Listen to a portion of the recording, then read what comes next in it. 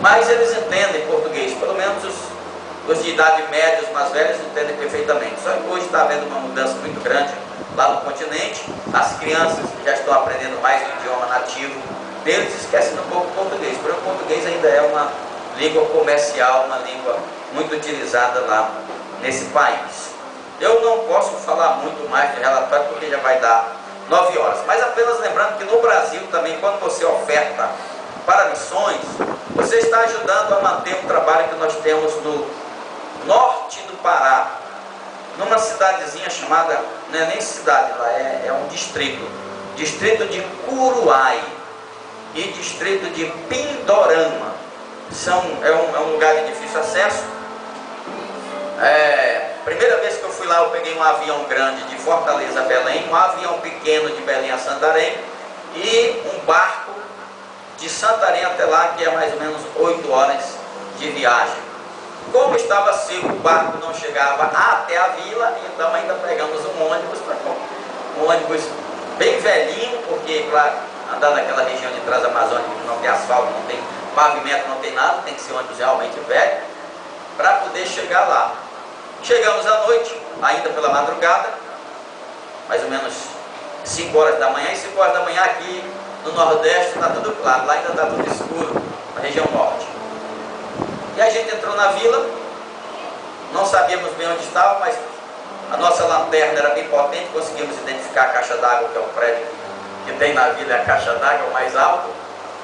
E ali começamos a entrar na vila e a gente estava arrastando mala, a gente tinha levado compra que fez na cidade para abençoar o obreiro, e começou um monte de cachorro achar aquilo ali bonito e começou a ir atrás da gente, latindo, até chegar lá no Curuai, onde é um lugar assim de difícil acesso, e lá o trabalho é mantido também por essas ofertas de missões. As irmãs que lá dirigem o trabalho são abençoadas financeiramente com esta oferta de missões. Portanto, quando você ofertar, lembre-se desse trabalho no Pará, no Curuai e Pindorama, e orem e ofertem, contribuam também com amor para esse trabalho. Fiquemos em pé para lermos a palavra do Senhor. E eu peço que vocês tenham mais 15 minutos de paciência para a gente poder fazer esta meditação. Hoje eu dei mais relatório, da próxima vez que eu vier já não tem relatório, eu prego mais tempo.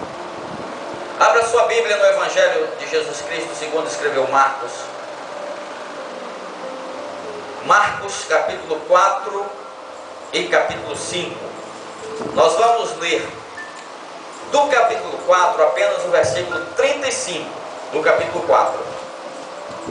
E depois nós vamos continuar a leitura do capítulo 5 a partir do versículo 1. Diz assim a palavra do Senhor. Marcos, capítulo 4, versículo 35. Naquele dia, ao anoitecer, disse Jesus aos seus discípulos: vamos para o outro lado. Capítulo 5, versículo 1. Eles atravessaram o mar e foram para a região dos Gadarenos, ou dos Gerasenos. Quando Jesus desembarcou, um homem com um espírito imundo veio dos sepulcros ao seu encontro. Este homem vivia nos sepulcros e ninguém conseguia prendê-lo, nem mesmo concorrentes, pois muitas vezes lhe havia sido acorrentados pés e mãos, mas ele arrebentava as correntes e quebrava os ferros de seus pés. Ninguém era suficientemente forte para dominá-lo. Noite e dia ele andava gritando e cortando-se com pedras entre os sepulcros e nas colinas. Quando ele viu Jesus de longe, correu e prostrou-se diante dele e gritou em alta voz: que queres comigo, Jesus, filho do Deus Altíssimo? Rogo-te por Deus que não me atormentes. Pois Jesus tinha dito para ele: sai desse homem, espírito imundo. Versículo 18. Quando Jesus estava entrando no barco, o homem que estivera endemoniado suplicava-lhe que o deixasse ir com ele. Jesus não o permitiu, mas disse: vá para casa, para a sua família, e anuncie-lhes quanto o Senhor fez por você e como teve misericórdia de você. Então aquele homem se foi e começou a anunciar em Decápolis o quanto Jesus tinha feito por ele, e todos ficaram admirados. Amém. Assentai-vos.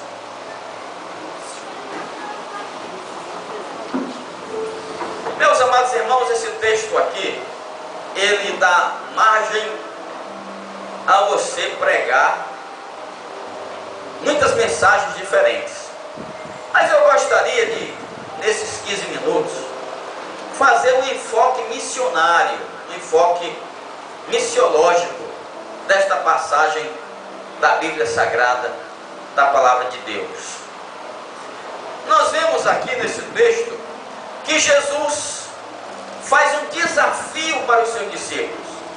O desafio é: passemos para outra margem, passemos para o outro lado, vamos além mar.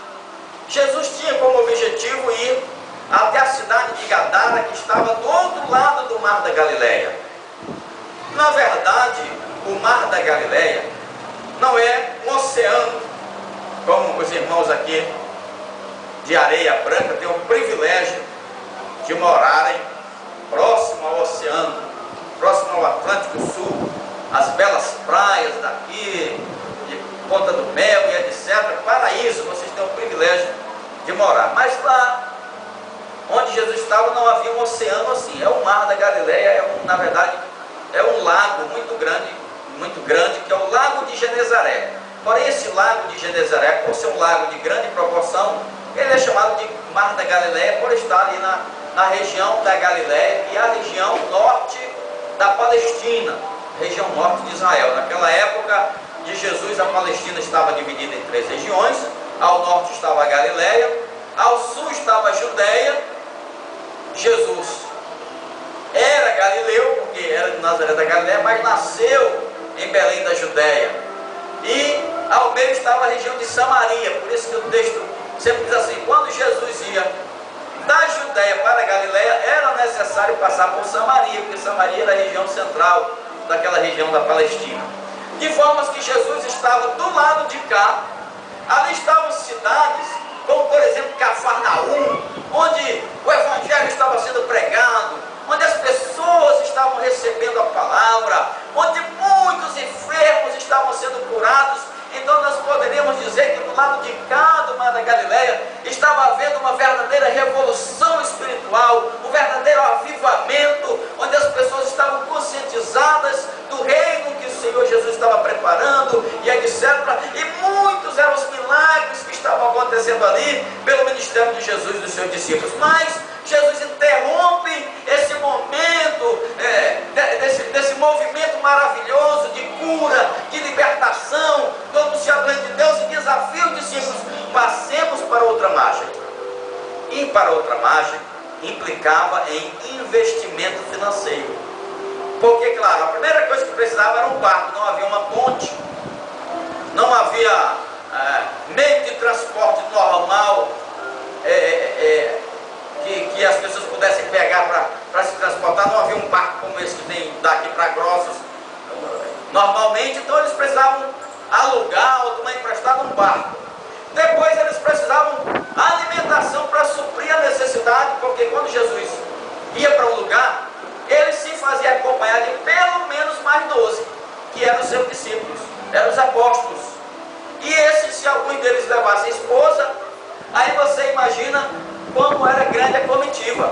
Se essas esposas levassem alguns dos filhos, aí que aumentava mais. Interessante naquela cultura oriental é que eles gostam muito de andar a família inteira. Lá do continente africano mesmo, quando você convida o pastor, já fica preparado, que ele vai sempre trazer a esposa e os filhos. É da cultura. De formas que Jesus precisava, a comitiva de Jesus precisava de investimento financeiro para a manutenção desta caravana que iria se deslocar do lado de cá do Mar da Galileia para o lado de lá. Aí vem a pergunta: e você, quanto está investindo em missões? Qual é o investimento que você faz para missões? Porque um certo estudioso dessa área diz que há muita gente na igreja que gasta mais dinheiro com refrigerante do que com oferta missionária. Aí ele calculou assim: se você usar na sua casa apenas uma PET por semana, e uma PET está aí por baixo R$4, de R$3 a R$4, no final do mês você gastou aí R$8 por mês, só se você tomar um por semana, um refrigerante PET por semana na sua casa. E quanto foi a sua oferta de missões no mês para a obra do Senhor, para resgatar vidas? Há quem diga, esse mesmo estudioso, que tem muita gente gastando com chocolate mais do que gasta com missões. Não se importa de chegar no supermercado e comprar uma caixa de chocolate de R$8, e se comprar uma caixa de chocolate apenas uma por mês, tem que comprar mais, já foi R$8 por mês só de chocolate. Aí quanto é que você investe em missões? Qual é a sua oferta missionária? Tem gente gastando mais com cosméticos. Ele disse que até aí pega mais a parte das mulheres, né? Tem mulher gastando mais com batom do que com oferta missionária. E aí ele lista uma série de coisas. Você vai no salão, aí você sabe quanto gasta, já vai 30, dependendo do que for fazer no salão, vai até mais do que isso. E aí ele faz uma lista de coisas que se gasta e que não se importa de gastar. Mas quando é para ofertar para missões, aí já começa a ficar preocupado com o que ele falou que vai investir em missões. E essa reflexão, meus irmãos, nos leva a analisarmos isso, porque você há de pensar o seguinte: por que é que as igrejas tratam dessa questão financeira? Alguém já sentenciou com a seguinte frase: diz, o evangelho é de graça, claro, de graça receber, de graça dar, mas para pregar o evangelho, aí é o preço. Você imagina que para manter um missionário na Europa, ainda que solteiro, você precisa ir entre 3 e 4 mil reais por mês para manter um missionário na Europa, porque os custos de vida na Europa são altíssimos. O evangelho é de graça, mas para anunciar o evangelho se torna caro. Aí eu lhe pergunto, no ministério de Jesus havia recolhimento de dízimo e oferta? Aí talvez você diga assim: pastor, eu nunca li sobre isso. O ministério de Jesus recolhia dízimo e oferta. Mas aí eu tenho um argumento que você vai concordar comigo, que é: no ministério de Jesus tinha tesoureiro? Aí você já diz: ah, tesoureiro tinha, porque Judas era o tesoureiro do ministério de Jesus, está lá na Bíblia. E onde é que existe tesoureiro sem ter arrecadação de recursos financeiros? Para que é um tesoureiro? O tesoureiro só serve para receber dinheiro e contabilizar. Isso em todas as igrejas, empresas, seja o que for, só há tesoureiro se houver recurso financeiro. Além do mais, a Bíblia Sagrada diz que havia mulheres importantes daquela época que ajudavam financeiramente a manter o ministério de Jesus. Amém? Tem isso na Bíblia? Tem. Está na palavra do Senhor. Aí eu te pergunto, Jesus, ele poderia multiplicar peixe e pão? Sim ou não? Ele fez isso? Amém? Ele podia transformar água em vinho? Sim? Amém? Ele podia transformar água em Coca-Cola? Podia. Jesus podia fazer se quisesse, não naquele tempo que não tinha Coca-Cola, mas hoje ele poderia fazer, porque naquela época Jesus transformou água em vinho. Amém? Transformou água em vinho. Ora, se Jesus, que tinha esse poder, precisava de recurso financeiro para o seu trabalho, imagine eu não sei pastor Márcio, mas eu não tenho essa autoridade, esse poder para multiplicar peixe e pão, para transformar água em Coca-Cola. É a pessoa que eu até gostaria de ter essa capacidade, porque até que gosto de uma Coca-Cola gelada, um refrigerante de caju, transformar água no refrigerante de caju bem geladinho. Mas então, se a igreja que não tem essa capacidade, aí por isso que nós falamos dos recursos financeiros, que é necessário que a igreja entenda que recursos financeiros são necessários. Olha, irmãos, nós já gastamos nesse barco lá do Amazonas R$200 mil. Aí você diz: pastor, R$200 mil em um barco? Para que é que serve esse barco? É para pregar o evangelho, amém? É para ajudar na obra social lá do povo ribeirinho. Irmãos, eu sou de lá dessa região, e a gente tem um trabalho num lugar chamado Comunidade Rio das Pedras, dentro de um subafluente do Rio Negro, chamado Unini.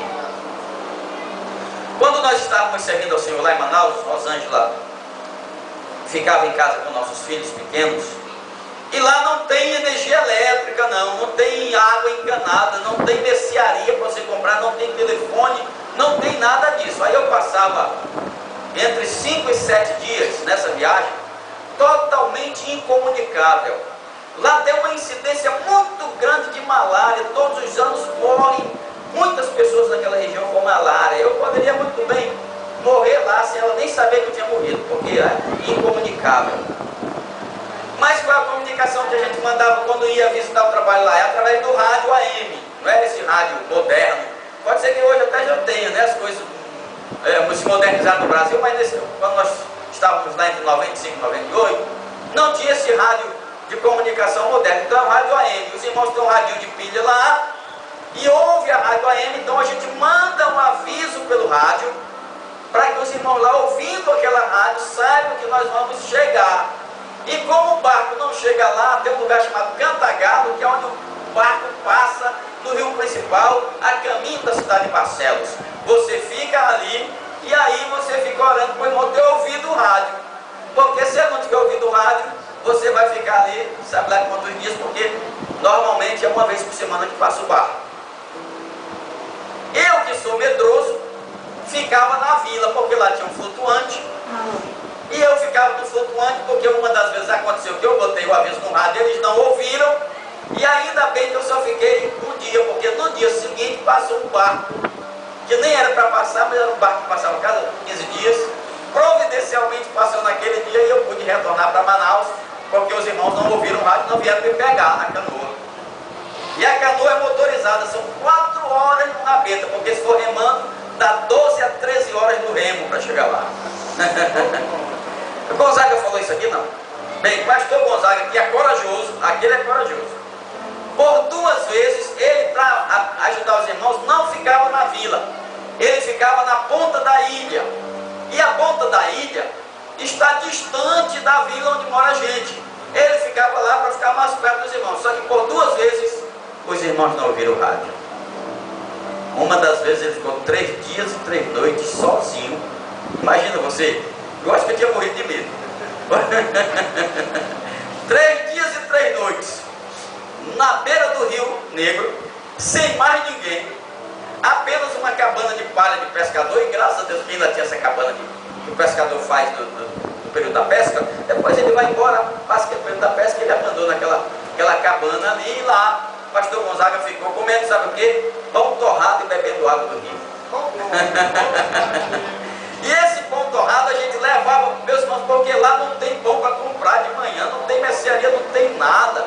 Passa um barco de tempo em tempo e os irmãos compram alguma coisa. Então a gente levava pão torrado, que é barato, né? Para poder comprar muito. Aí quando a gente chega lá, os irmãos vêm das suas casas, cada um com sua panela, para receber o pão torrado, amém?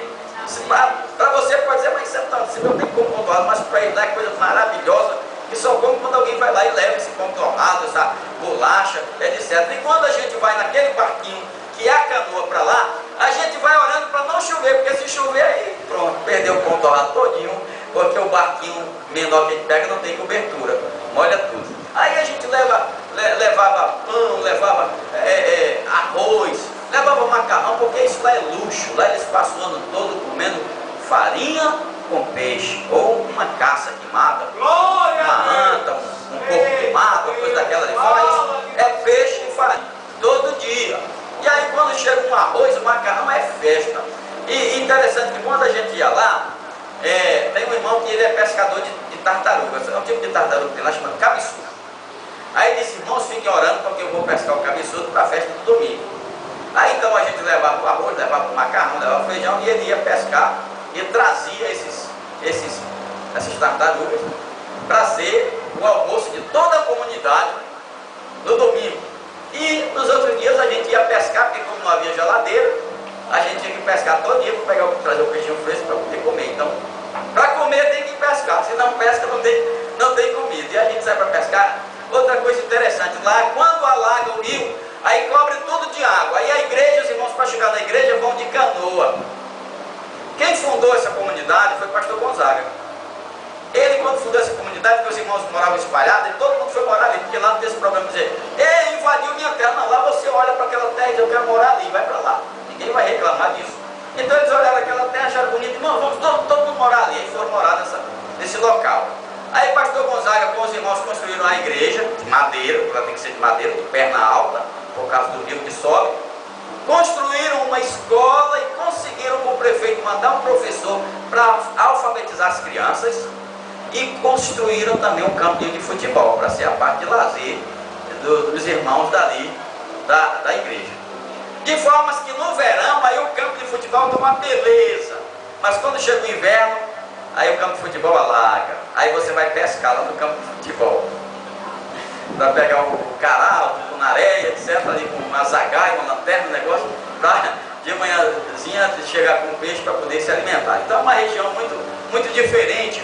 De forma, meus irmãos, que há investimento financeiro. Aí, quem sabe se eu estivesse naquela comitiva, eu dizia, mas Senhor, por que nós vamos para o lado de lá? Se do lado de cá a bênção está acontecendo, o milagre está acontecendo, o fogo está caindo, pessoas estão se convertendo, então vamos ficar do lado de cá, porque já pensou e do lado de lá, a dificuldade que nós vamos ter, o investimento que nós vamos fazer. Meus amados irmãos, se os nossos irmãos norte-americanos e europeus tivessem pensado desta mesma forma, nós ainda estávamos na escuridão espiritual. Mas foi a coragem, a fé desses nossos irmãos do passado, que muitos deles nem chegaram com vida no Brasil, morreram de inanição dentro dos navios vindo dos Estados Unidos e da Europa, morreram, deram a sua vida para que hoje o Brasil fosse uma das maiores potências evangélicas desta terra, para a glória de Deus. Mas eles pagaram um preço muito alto para que isso pudesse acontecer. Meu pai pertencia a uma igreja, uma denominação, porque foi a denominação antes de eu me batizar na missão, aqui havia na cidade. E um dia aquela denominação fez um projeto, irmãos, vamos mandar para a África 40 missionários. Aí meu pai disse, mas mandar missionário para a África, gastar tanto dinheiro, eu acho que os africanos devem cuidar dele lá. Disse meu pai. Eu disse, ô pai, ainda bem que o senhor não é da nossa igreja, porque senão ia ter que lhe disciplinar, porque o senhor com um pensamento desse.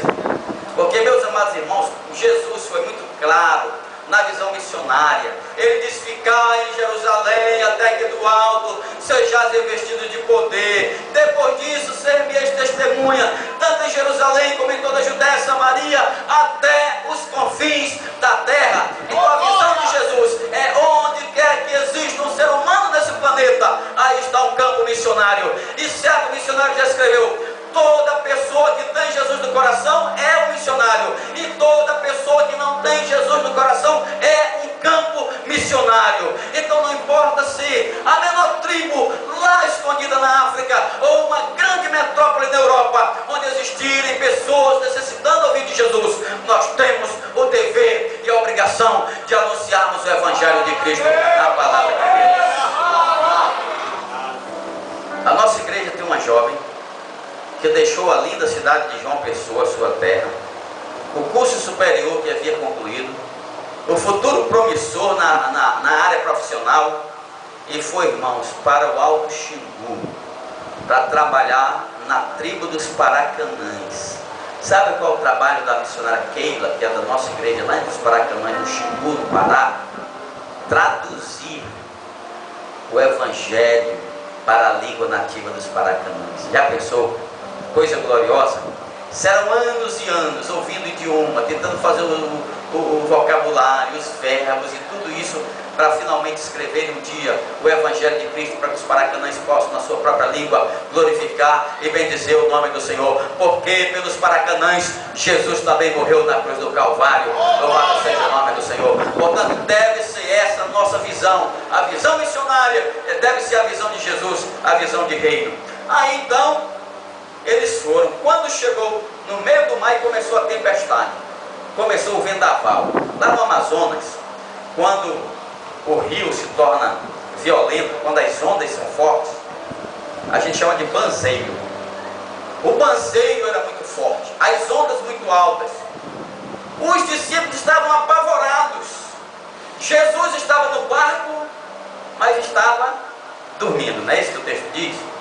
Aí a gente não canta aquele corinho, não sei se os irmãos conhecem aqui, que diz: com Cristo no barco tudo vai muito bem. Conhece esse corinho? E até um provérbio popular, a gente costuma dizer assim: irmão, se Cristo está no teu barco, tudo vai muito bem. Não é verdade? Mas ali naquele momento não estava acontecendo isso não. Cristo estava no barco, mas havia tempestade, havia vendaval, a perca de vida iminente, o barco quase para afundar, quase para ir a pique. Mas qual era o problema? É que Jesus estava dormindo. Aí eles foram e despertaram Jesus e disseram: Senhor, nós estamos a perecer, nos ajude. Aí Jesus então se levantou, foi até a proa do barco, e para aquele que é Senhor, que é Criador dos céus e da terra, que tem toda a autoridade, ele tão somente ordenou que naquela hora o vento e o mar se acalmassem e obedeceram a sua voz para a glória de Deus. Às vezes você tem Jesus, mas está dormindo no seu coração. O que significa? Está inoperante. Você não trabalha, não age, não faz nada, não evangeliza, não prega a palavra. Jesus está no barco, mas precisa ser despertado para que algo aconteça, para que Jesus possa usar a sua vida para poder fazer com que esta cidade conheça plenamente Jesus, aquele que disse: eu sou o caminho, a verdade e a vida, e ninguém vai ao Pai a não ser por mim. Existe só um Salvador, e esse é Jesus, é Jesus, é Jesus que precisa ser anunciado por todos nós. Sabe o que significa? É a tribulação de quem vai fazer missões.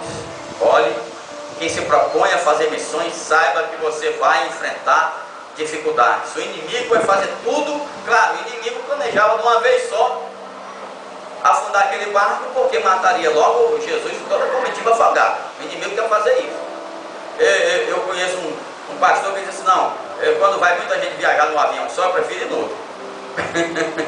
Eu não sei quando é que o inimigo vai resolver levar lá um lugar de partir de uma vez no acidente.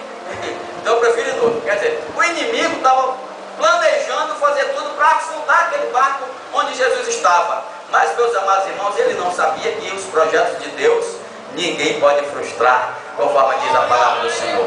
E chegaram até a cidade de Gadara. Quando chegaram na cidade de